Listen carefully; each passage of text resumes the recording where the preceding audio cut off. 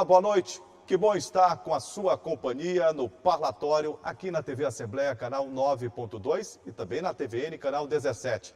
Nesse espaço onde o diálogo, as discussões sobre tendências, cenários, prazos, enfim, nós vamos falar sobre o processo eleitoral vigente de 2020.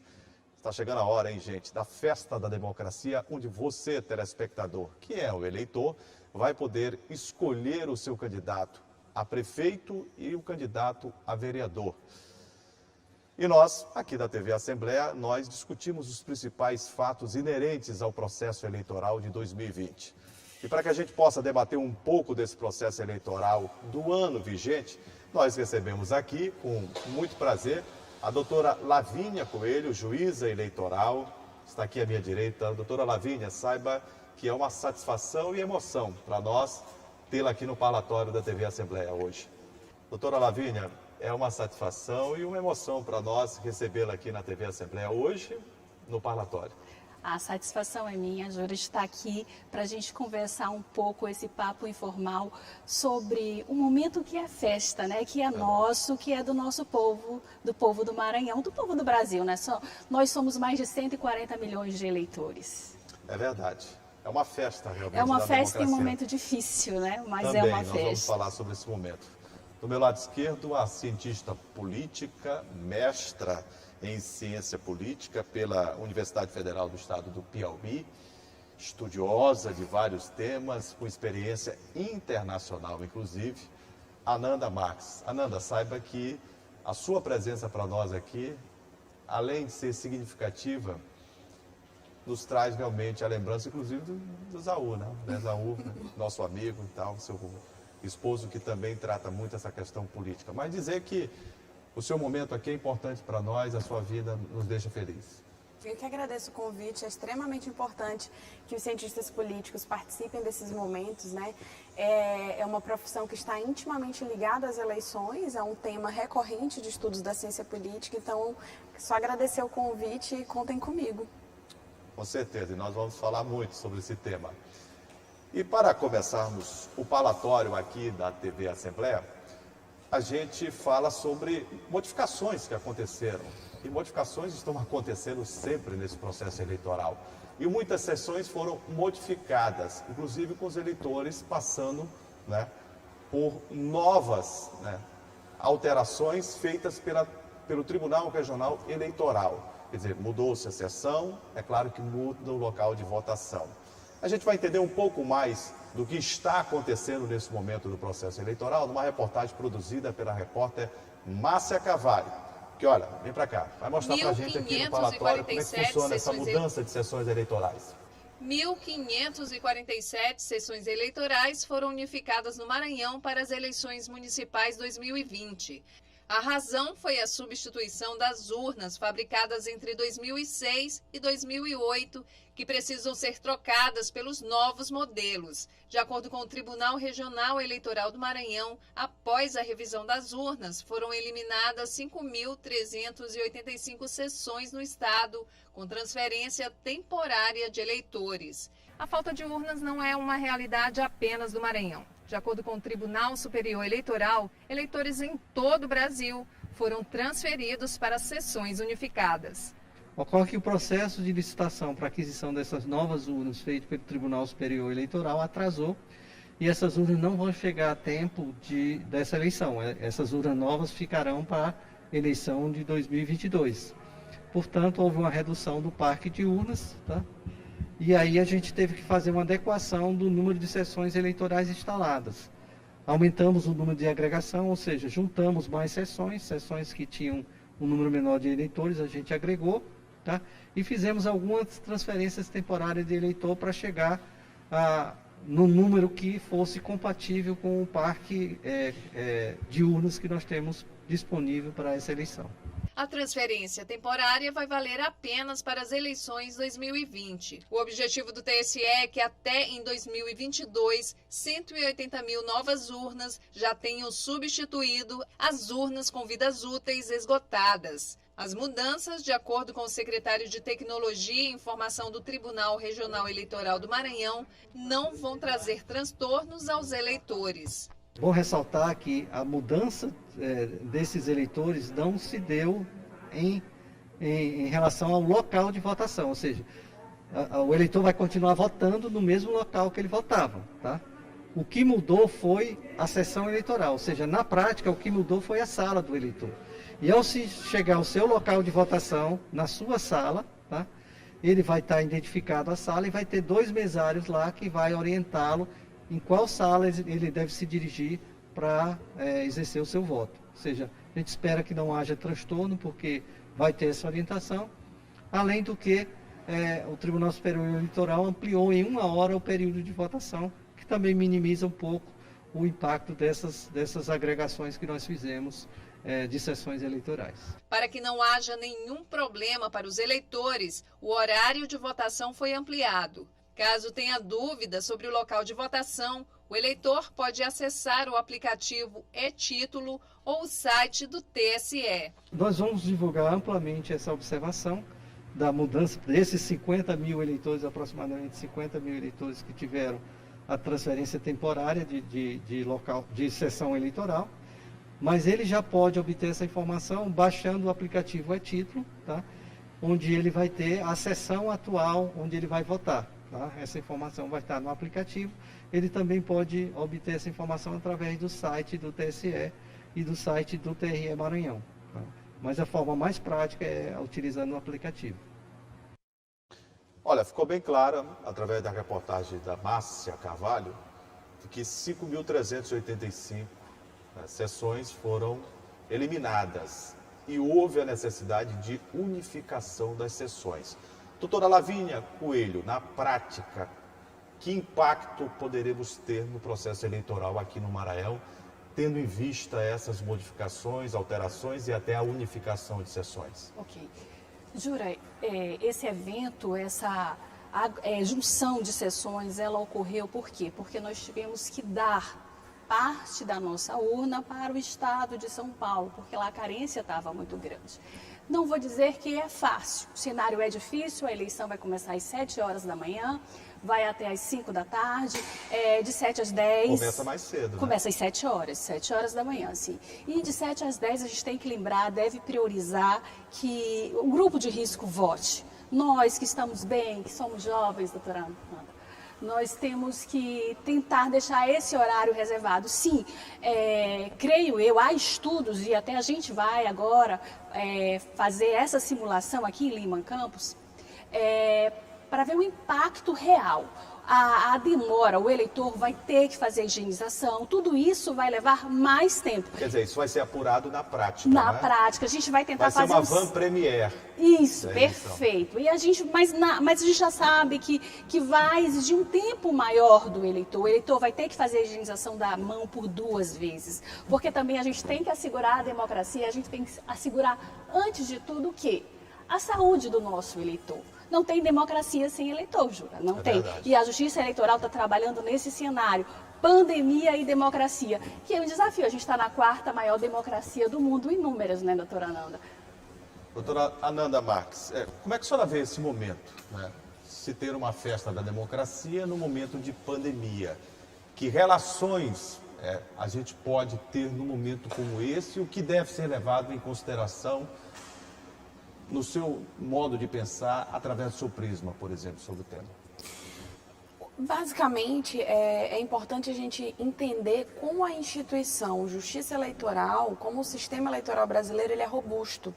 Né? Muita gente questiona, às vezes, as urnas eletrônicas, questiona o nosso sistema eleitoral, de como que as nossas eleições funcionam, mas a realidade é que o sistema eleitoral brasileiro é um dos mais avançados, as nossas urnas são confiáveis, né? A nossa Justiça Eleitoral tem uma capacidade institucional de planejar e executar as eleições que é, assim, espantosa. Um país dessa dimensão, né, que as urnas conseguem chegar em lugares assim distantes através de barco, de avião, do jeito que tiver que chegar, elas chegam. Então, terra, mar, do jeito rio. que for, a gente consegue, né, levar a urna para garantir o direito do voto.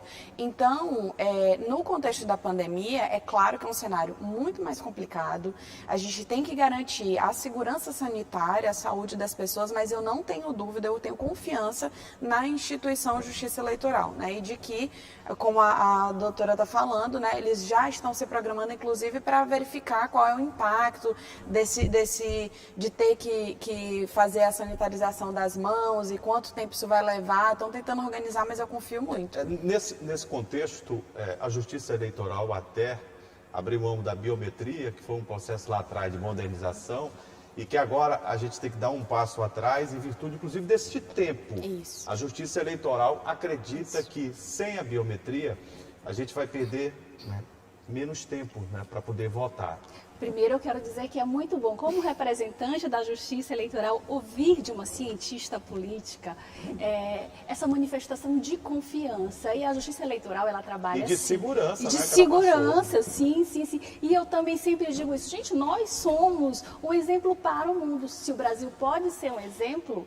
É com relação à eleição, à segurança das nossas urnas. Interessante, quando a gente faz a apuração, a gente está ali e menos de meia hora, em algumas cidades menores, a gente já sabe quem foi eleito, quem não foi. Que país é esse? A América Grande. A América Grande leva quanto tempo para saber quem foi o presidente eleito?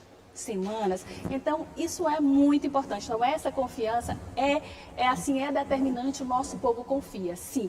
E com relação ao processo de votação, a biometria, a gente, Maranhão, ser a primeira eleição sob a biometria. O desembargador Cleones, como presidente do tribunal, sonhou e realizou esse sonho, fez desse sonho uma realidade.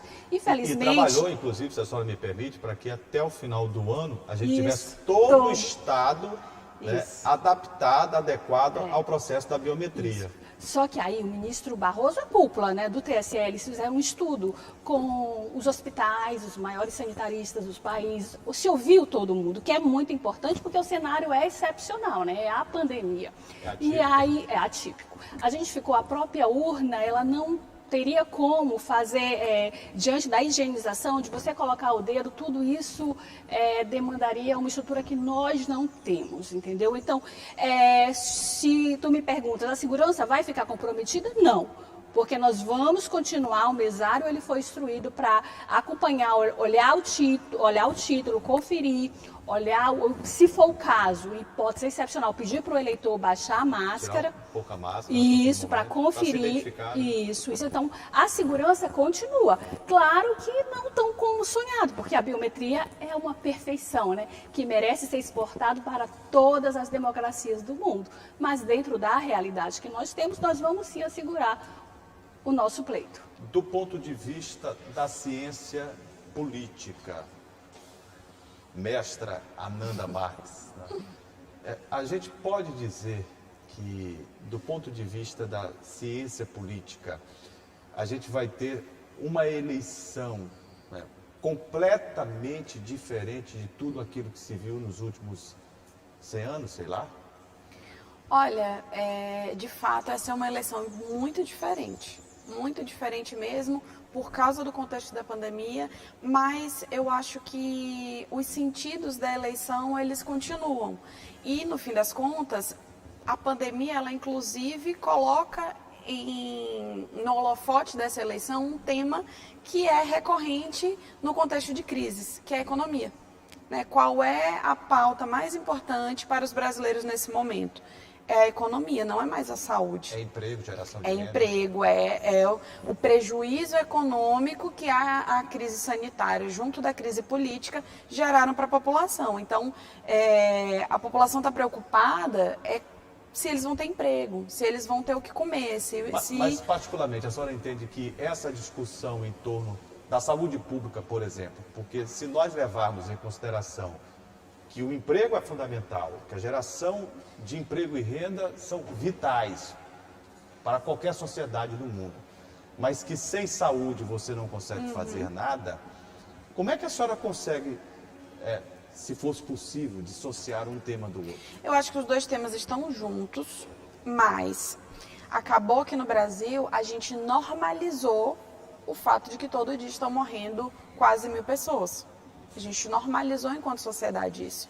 Então as pessoas não se chocam mais com essas mortes, as pessoas não se chocam mais. Tanto que a gente vê aí como que está o comportamento da população em relação às medidas sanitárias. Né? Para muita gente a pandemia já acabou e as pessoas estão vivendo a vida normalmente. O que não é verdade. A doença ainda existe, não tem vacina. Quando a vacina vier, existe a possibilidade de ser uma imunidade que não é duradoura. Então, assim, a gente ainda vai ter que conviver com o coronavírus por um bom tempo. Mas é inclusive um fenômeno muito interessante de como o Brasil, enquanto sociedade, lidou de forma diferente de outros países, né? Muito pelo cenário de descoordenação das políticas de saúde. Eu vou para um rápido intervalo, peço a indulgência da doutora Lavínia Coelho, da cientista política Ananda Max.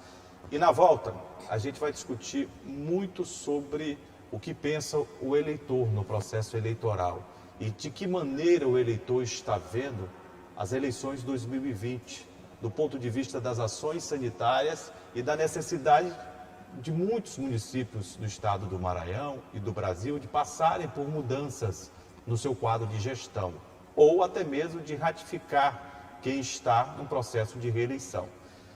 A gente vai para um rápido intervalo e o parlatório volta já, contando sempre com a sua honrosa e indispensável audiência. Eu volto já.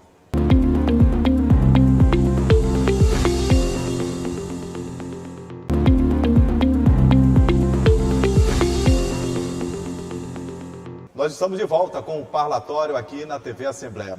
Eu deixei, inclusive, o tema para conversar com a doutora Lavínia, com a mestra em ciência política, Ananda Max, sobre esse entendimento que a população maranhense, por exemplo, a gente traz a discussão para o estado do Maranhão e pode ampliar a nível nacional também.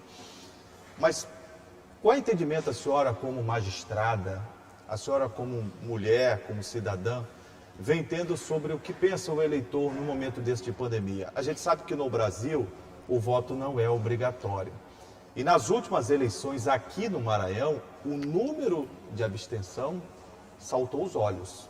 E aí fica a pergunta, será que as pessoas vão ficar com medo, mesmo com todos os protocolos sanitários sendo cumpridos, mesmo com tudo aquilo que o TRE vem fazendo, cobrando dos partidos políticos, dos seus políticos, com decreto estadual, com decretos municipais? Que visão a senhora tem sobre esse momento para o eleitor? Excelente pergunta. Esse é o momento do eleitor. O que a gente tentou fazer, tanto o TSE quanto o TRE? Mostrar para o eleitor que o processo de votação é seguro. Durante todo, você vê tanto o TSE falando, e aí que eles trazem médicos, cientistas políticos, inclusive, tentando aperfeiçoar essa interlocução com o eleitor. Venha, você pode vir votar. E o ministro Barroso, ele tem exaltado muito isso, sobretudo para os nossos jovens também, para o grupo de risco. Olha, de 7 às 10, vocês vão ter toda a segurança, é do grupo de risco, esse horário é reservado para os nossos adolescentes, eles também estão falando diretamente. Pedido para cada um levar a sua caneta de preferência. De preferência. E aqui vai bem mais. A gente trouxe a arena, que era na rua, que era aquele processo eleitoral do corpo a corpo, que a gente que conhece o interior do Maranhão sabe, o político estava lá. Ah, é bem tradicional. Então, de repente a gente traz essa arena para a internet. A gente percebe isso, até pelos processos, pelo dia a dia. A gente também trouxe. E a partir do momento, você permite um número maior de pessoas que participem, o número maior participa desse processo eleitoral. Então, é muita revolução, é muita mudança.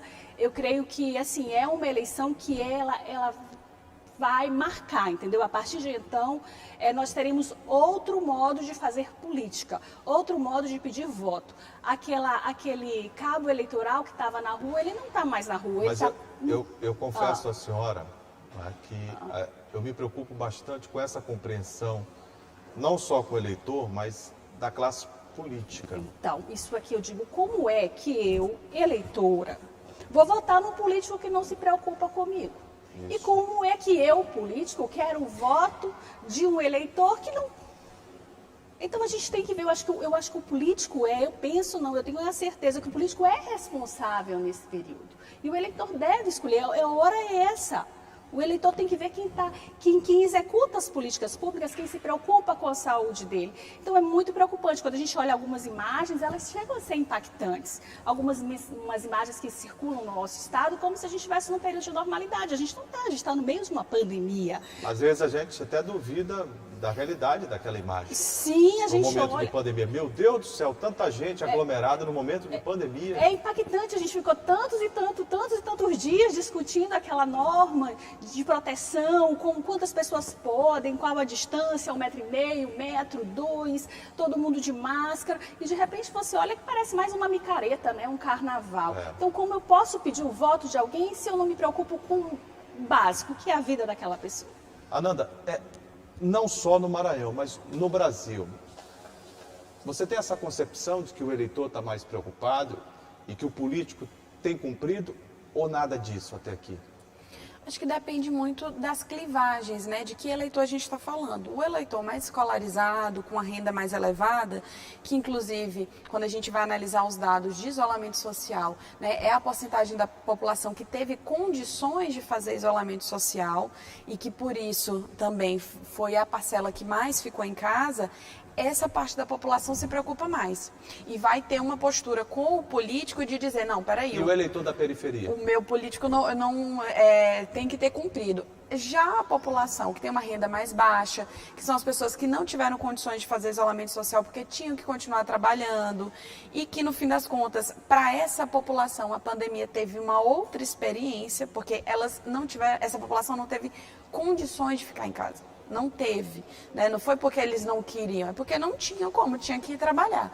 Então, para essa população, eles já estão na rua. Então, aí o cálculo que a pessoa faz é, calma, isso para mim não tem tanta importância. Então, existe uma diferença. A gente tem que olhar para o eleitor sempre pensando nessas clivagens. Raça, renda, sexo, escolaridade, são as posições que vão definir um pouco qual é a opinião desse eleitor em relação ao político e à eleição em si. Baseado nesse contexto, que tipo de pensamento a senhora entende que o eleitor vai ter especificamente para esta eleição? Ele vai à urna, ele vai votar, ou essa abstenção a senhora entende que pode ser maior do que a última eleição, por exemplo? Olha, eu precisaria de fato de analisar dados de pesquisas de opinião para fazer elaborar alguma hipótese.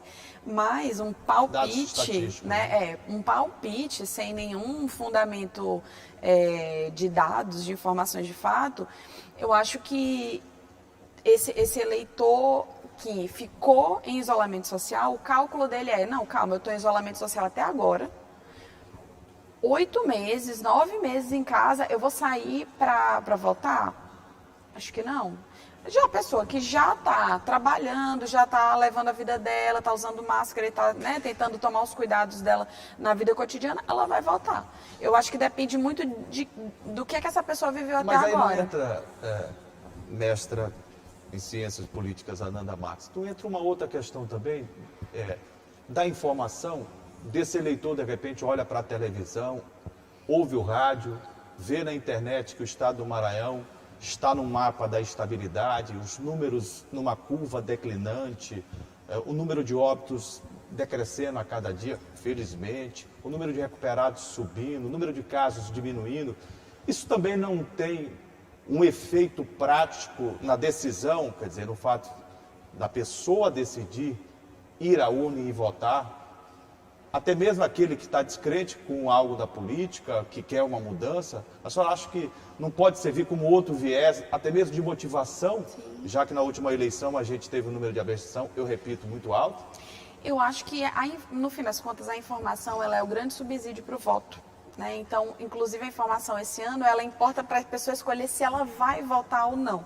Se ela tem essas informações, realmente isso vai ter um impacto para ela decidir, não, é seguro que eu vá votar.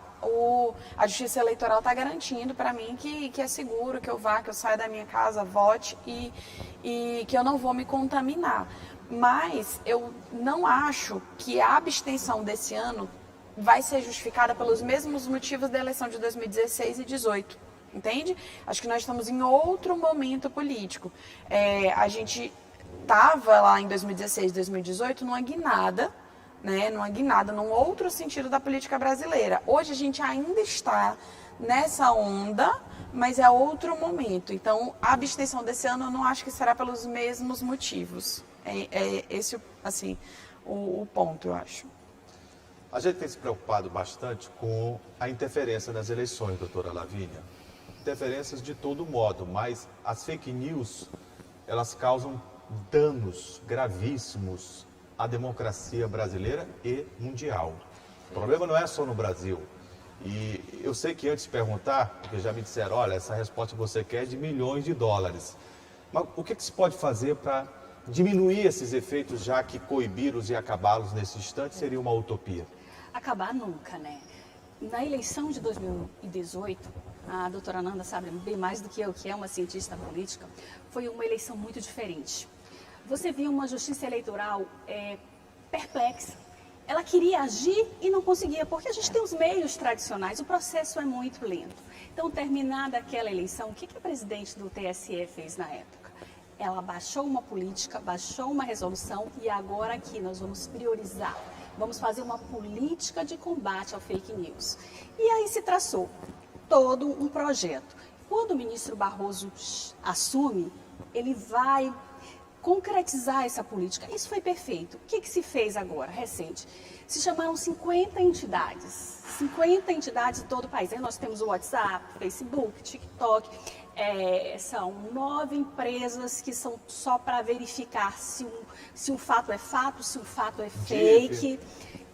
Isso, perfeito, juntou todo mundo, tá? São 50 entidades envolvidas, ou seja, é um número muito grande. E aqui a grande, vamos supor, vou botar entre aspas, né, sacada do TSE, sabe o que foi?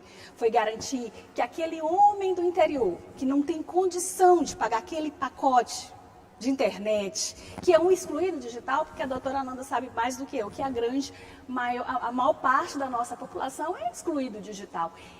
Aquela pessoa ela pode acessar hoje a página do TSE e pode ver se aquele fato é um fato ou um fake. E interessante também que é o próprio Facebook, ele vai, quando você entrar no Facebook, você vai ter lá uma taxa que você vai acompanhar todos os fatos. O WhatsApp vai ter um link para você denunciar, ou seja, eu, Justiça Eleitoral, vi que eu não sou suficiente para dar conta de todo esse problema. Então eu recorro a quê? Eu recorro às mídias digitais e também a essa imprensa, né? A imprensa tradicional, que nós precisamos disso. Com certeza. Agora, a senhora falou do interior e era muito comum, inclusive aqui no estado do Maranhão, você ia a uma cidade do interior do estado, você olhava uma casa ali sem condições estruturais, né, de taipa e com a parabólica. A parabólica você ainda encontra, mas o smartphone está na mão de cada um, né? Sim. E quer dizer, essa notícia disseminada, falsa, ela chega muito rápido. E eu queria ouvir a senhora em relação, por exemplo, ao que é feito a nível internacional e como se colocaria o Brasil, pelos estudos que a senhora já teve a oportunidade de participar fora do Brasil, como é que nós estamos, né, quando se trata de fake news aqui em relação à ação, por exemplo, das autoridades, a ação da população? É uma coisa assim, é um fenômeno que corrói a democracia por dentro. Porque se o subsídio do voto é a informação, você repassar informações falsas, você está diretamente influenciando o voto das pessoas. Então, não só a ciência política, mas, enfim, as próprias instituições eleitorais, os sistemas políticos, têm tentado combater e tentado entender como é que isso funciona, porque, inclusive, tem explicações psicológicas de como que uma fake news, as pessoas vão internalizando aquilo e elas saem reproduzindo As pessoas, às vezes, só lê o título, né? E sai falando. Nem lê a matéria toda, não chega a ler. A estatística mostra isso. Eles não leem tudo, e aí tem uma explicação assim, de que é um atalho mental. Por quê? Porque normalmente as fake news elas têm um viés ideológico, né? E para todos os lados, inclusive.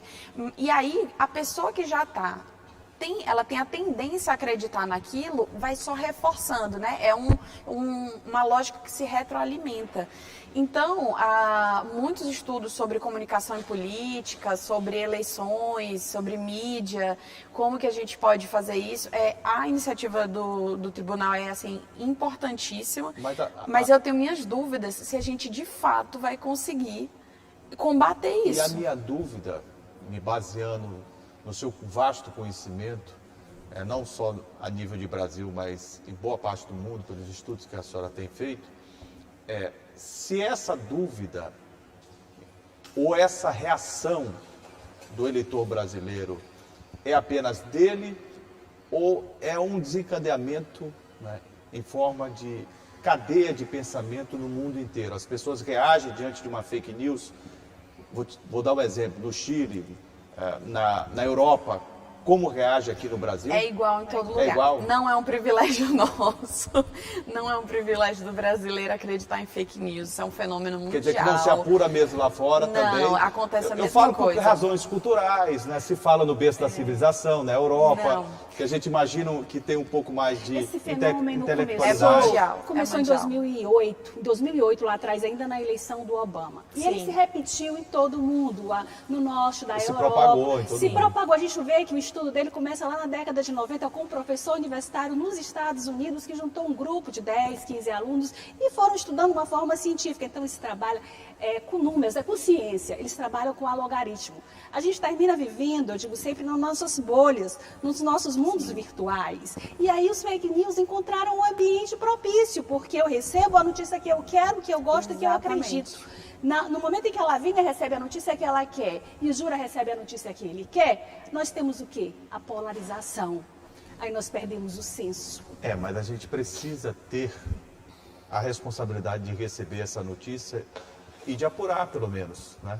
Saber se outros 2, 3 veículos de comunicação que a gente tem uma certa credibilidade, se é verdadeiro, de checar as informações, às vezes dentro da nossa própria família. Mas às vezes... O tio do grupo da família, eles colocam, eu estava ali fazendo uma leitura, diz que é aquele perigo, que o maior perigo está na informação que a gente recebe no grupo da família, porque é uma pessoa que a gente confia e admira.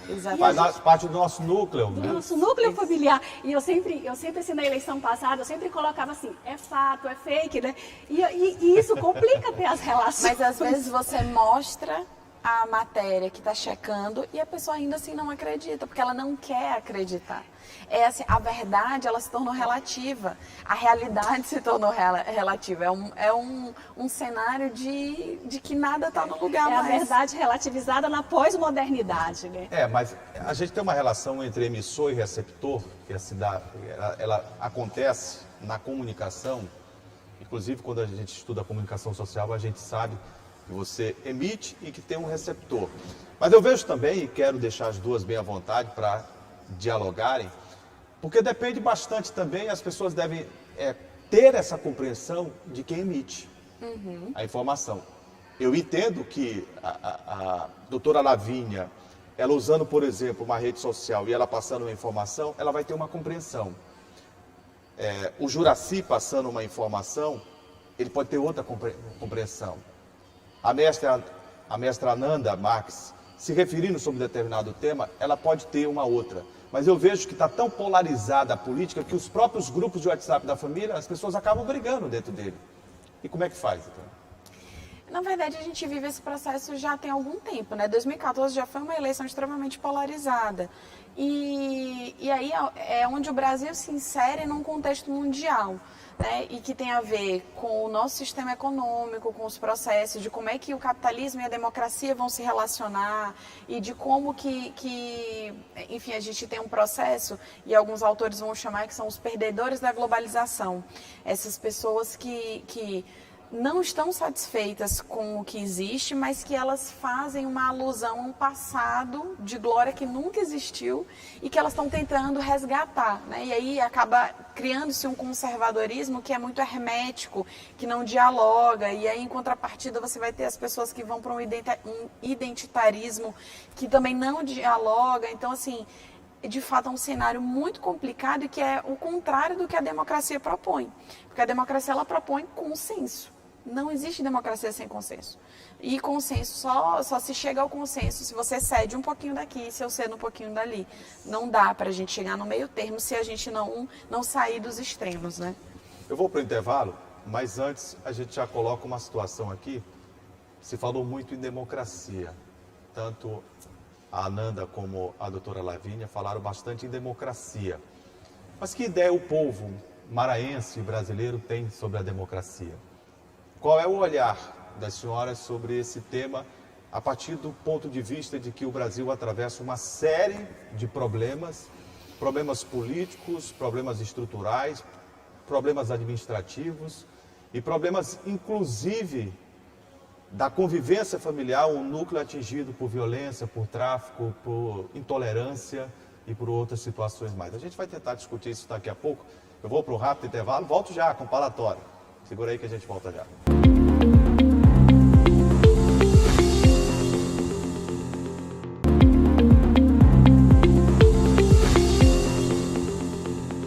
Este é o último bloco do palatório, né? O tempo vai passando, mas dá tempo da gente conversar ainda sobre temas interessantes e relevantes. Eu falei sobre democracia ainda há pouco e eu queria saber que tipo de compreensão, doutora Lavínia, a senhora tem que o eleitor, a população, vem tendo sobre democracia no nosso país. Se fala bastante que a nossa democracia é jovem, e realmente. Se fala do todo o processo de redemocratização que este país sofreu. Mas será que as pessoas estão entendendo mesmo que esses valores democráticos advêm da Constituição do país e que essa Constituição precisa ser respeitada, coloquialmente falando, ao pé da letra? Eu penso que sim. Nós temos aí um processo de amadurecimento que vem desde a Carta de 88, né? Já se vão um longo período, né? E durante todo esse tempo, você vê um povo mais participativo. O homem, sobretudo o homem do nosso interior, ele participa do processo eleitoral, ele assume um lado político, ele fala, ele pensa, ele sabe o que ele quer. Agora, o que me preocupa é como esse processo, que era muito ali na rua, que agora tem que sair da rua, como é que esse homem vai poder participar? Como é que ele vai interferir? Será que ele vai se considerar apto para ele ter informação daquele pretenso candidato dele? Isso que nós fizemos, nós tiramos da urna, da rua. Não, a gente não pode ter essa política de rua. É interessante isso. Antes, a política, a gente começou a controlar tanto, até a própria justiça eleitoral, isso pode, não pode, pode, não pode. A gente terminou quase que criminalizando alguns atos políticos. Mas tem gente que acha, por exemplo, que o processo democrático trouxe algumas consequências de hoje não se ter mais um processo eleitoral de uma festa propriamente dita, daquele corpo a corpo, do entendimento maior, da conversa, do diálogo. Sim. E hoje a coisa está muito híbrida. Pois né? é. Isso, durante esse corpo a corpo, chegou uma hora que ele foi meio que, não é por aí. A gente diminuiu muito o período de campanha. E o que se fez? Isso foi bom? A gente hoje está pensando. Os custos diminuíram, o Caixa 2 diminuiu, nós temos o fundo de financiamento de campanha, sim, mas aquele homem lá que tem menos, uma estrutura partidária menor, será se ele consegue ainda entrar na política? Será se não ficou mais difícil?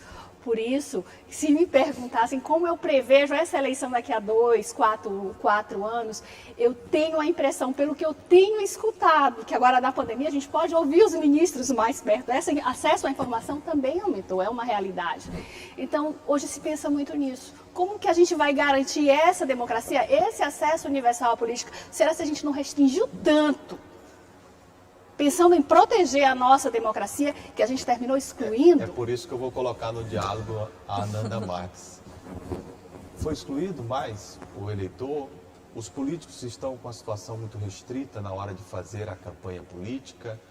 Os novos prazos, as novas regras, eles deixaram o processo eleitoral menos dinâmico do que outrora? O que a senhora pensa? Eu acho que assim, o ano de 2020, ele quando a gente vai fazer pesquisa, que a gente vai retirar uma amostra, o ano de 2020 seria excluído da amostra. porque ele é um caso fora da curva. E se você coloca ele na amostra, ele vai impactar no resultado, porque ele não faz sentido ali no meio, né? Você compara aquilo que é comparável e é um ano que não é comparável. Então, acho que esse ano a gente não pode olhar muito, mas o aprimoramento do sistema eleitoral, ele é feito, claro que a ciência política, ela vai lá, ela estuda, ela verifica, calma, isso aqui teve esse impacto, isso aqui teve esse, mas a tomada de decisão nas instituições, ela é muito também de assim, vamos tentar isso, se não deu, a gente volta, a gente vai avaliando, e assim, a democracia, ela existe em diferentes arranjos institucionais. Não é o arranjo em si que vai determinar a qualidade, é como que isso é implementado, como que isso é efetivado. Porque às vezes você tem uma regra perfeita, mas na hora de implementar não dá certo. Então, é preciso ter esse aprimoramento, esse diálogo, e isso é um processo democrático, inclusive. A doutora virá aqui e dizer, olha, a gente está avaliando se isso foi bom, se isso excluiu ou não, e isso aqui é uma prova de que é uma instituição que tem robustez para pensar a si mesma. Agora, eu penso que a senhora fala sobre a forma atípica e que não deveria ser levada em consideração no processo, inclusive, de amostragem. Mas veja bem, vamos fazer um exercício aqui, e eu gosto sempre de estimular as nossas mentes. A gente precisa pensar. Muitos especialistas na área de saúde dizem o seguinte, olha, começa-se um novo mundo a partir de agora. Sim. E que nós vamos subir, adentrar esse mundo e não vamos ter que ficar olhando para o retrovisor atrás. A gente vai ter que seguir em frente.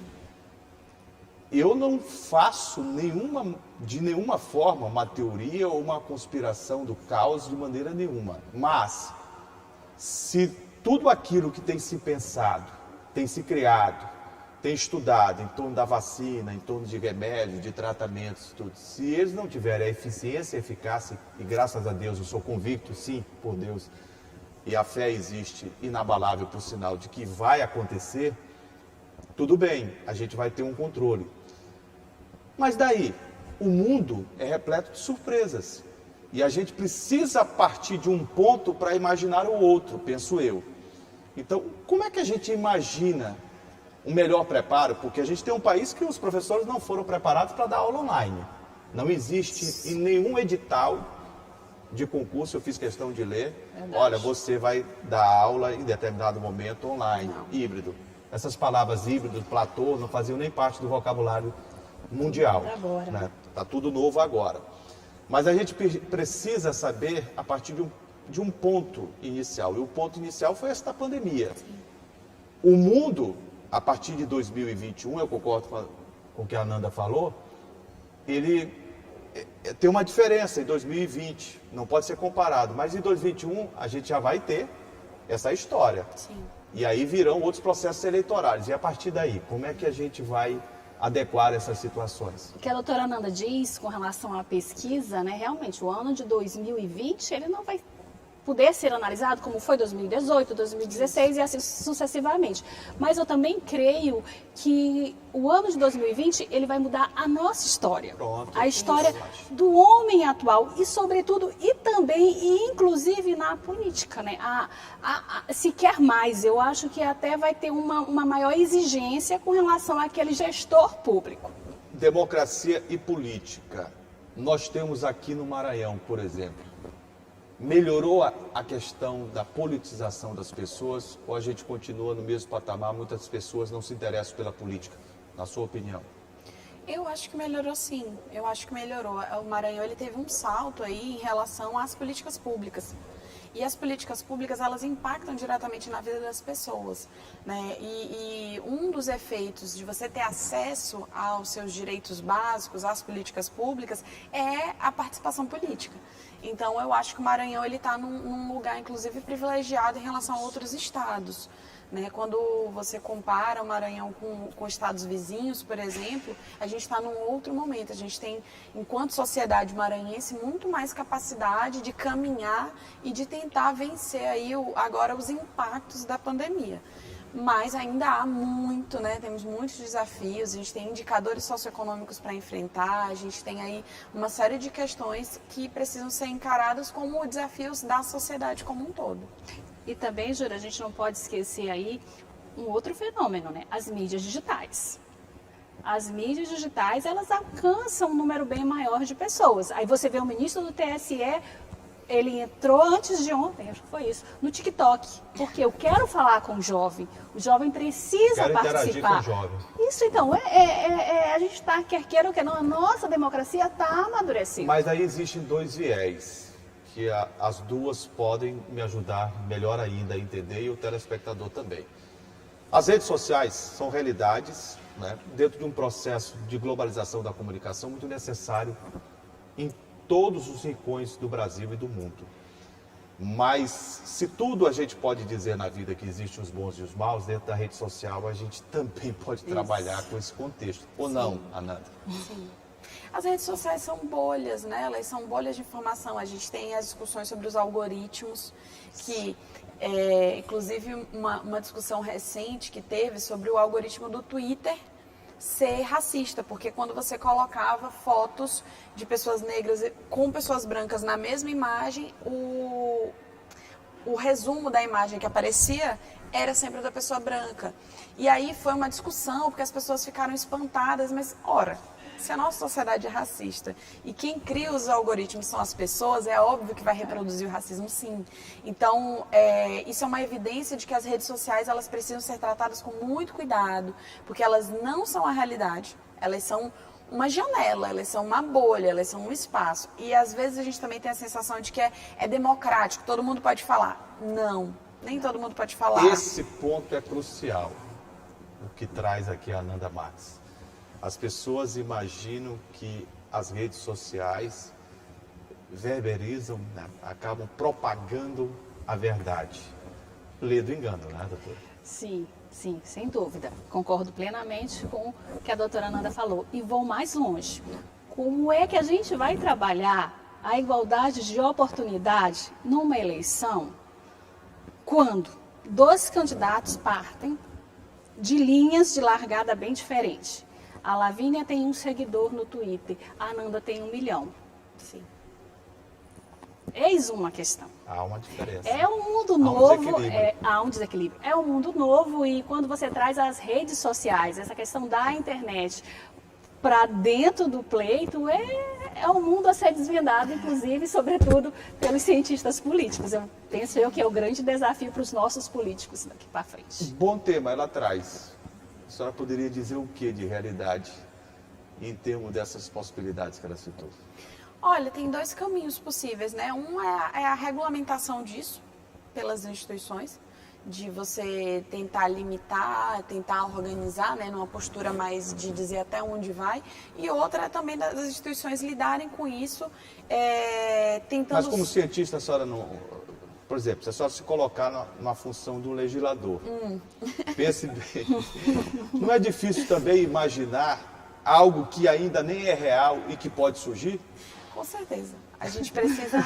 É por isso que o legislador... Por isso não é fácil a função do legislador. E por isso que o legislador tem assessor. Porque o assessor é que vai fazer o estudo para ele poder legislar com qualidade. Porque, de fato, é um negócio assim... que a gente é algo que não é nem palpável, São né? fenômenos, né? Fenômenos, não é tangível. Não é algo que você toca. Mas a tendência mundial vai justamente no sentido de liberar, de aumentar essa liberdade de informação. Por aí, em todas as democracias do mundo, o que você vê é deixar fluir. O judiciário vai vir apenas para tolher aquela árvore frondosa que seria a democracia. Então nós só vamos aqui, cortar as folhinhas que estão fora. É mais ou menos assim, Tirar os excessos. Dentro da minha perspectiva, sim. Eu acho que é deixar o político, deixar o eleitor, deixar a liberdade de imprensa brotar, florescer. A democracia passa por aí. Eu acho que o mundo atual também. Olha, é tão instigante falar de democracia que eu ficaria o dia inteiro, a noite inteira, conversando com as duas aqui. A mestra em Ciências Políticas, Ananda Marques, a doutora Lavínia Coelho, juíza eleitoral. Mas o tempo passou e passou rápido. E eu gostaria imensamente de agradecer a presença das duas, dizer o quanto é importante recebê-las aqui para tratar de um tema tão relevante, atual, não é? E que nos leva à imaginação futura do que pode acontecer. Eu nem sei o que vai acontecer. Ninguém sabe. Nós. Nós todos, né? Mas, doutora Lavínia, foi uma satisfação conversar com a senhora. Um prazer enorme. Espero recebê-la em outras oportunidades aqui no Parlatório para a gente falar sobre esse instigante tema. Sim, sim, sim. Muito obrigado. Eu que agradeço a oportunidade.